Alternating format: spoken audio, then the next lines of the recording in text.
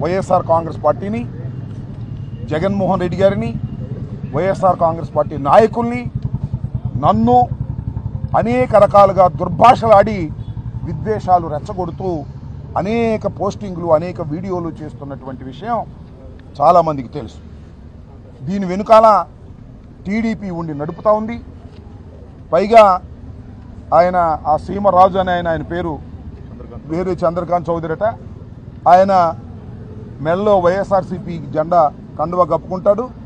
వైఎస్ఆర్సీపీ అంతర్జాతీయ general secretary అని చెప్పి మోసం చేసి, చీట్ చేసి ప్రజలను నమ్మించేందుకు ప్రయత్నం చేస్తూ ఉన్నాడు.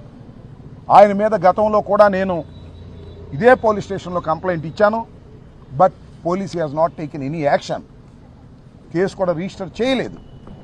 మళ్ళా ఇవాళ నేను ఒక కంప్లైంట్ వారికి ఇచ్చి ఆ సీమరాజు అనే వ్యక్తి మీద కంప్లైంట్ డీటెయిల్స్గా ఇచ్చి నేను రసీదు కూడా తీసుకున్నాను. ఎందుకు రసీదు తీసుకున్నానంటే పోలీసు వారు రిజిస్టర్ చేయరని, చేయకపోతే న్యాయస్థానాలను ఆశ్రయించవలసిన అవసరం ఉంటుందని రసీదు తీసుకుని, రసీదు ఇవ్వటం అనేది వారి డ్యూటీ.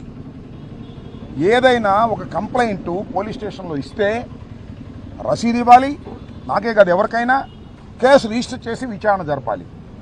కానీ మేము ఇచ్చినటువంటి కంప్లైంట్స్కి అలాంటి ఆదరణ పోలీసు వారి దగ్గర రావడం లేదు. కాబట్టి న్యాయస్థానాల్ని ఆశ్రయించవలసిందిగా మేము అనుకున్నాం.